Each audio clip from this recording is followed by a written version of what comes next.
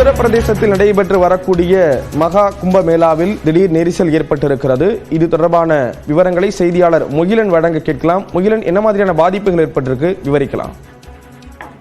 கடந்த 15 நாட்களுக்கு மேலாக லட்சக்கணக்கான மக்கள் உத்தரப்பிரதேசத்தில் உள்ள பிரயாக் நகரில் புனித நீராடுவதற்காக தொடர்ந்து குவிந்து வருகின்றனர். இன்று அதிகாலை சுமார் 1:30 மணி அளவில் அந்த சங்கமம் கோஸ்ட், அதாவது சங்கமம் என்ற நதிக்கரையில்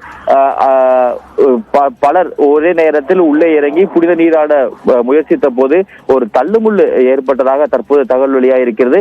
இதில் சிலர் பலியாயிருக்கலாம் என்ற அச்சப்படக்கூடிய தகவலும் தற்போது வெளியாயிருக்கிறது. தற்போது இந்த கூட்ட நெரிசலில் சிக்கியவர்களை சிக்கி அதில் காயமடைந்தவர்களை தற்போது மருத்துவமனைக்கு எடுத்து செல்லப்பட்டிருக்கக்கூடிய பணிகள் தற்போது நடைபெற்று வருகிறது.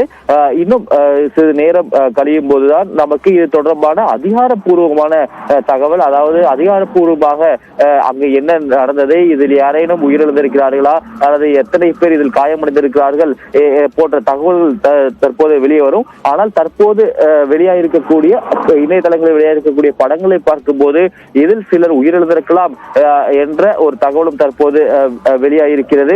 அதே போல இதில் சிலர் உயிரிழந்திருப்பதை அடுத்து அங்கு இன்று நடக்க வேண்டிய, அதாவது அக்ரஹாராஸ் என்று சொல்வார்கள், ஒரு குழுவாக ஒரு நாளொன்றுக்கு அங்கு அந்த நதியில் இறங்கி புனித நீராடுவார்கள்.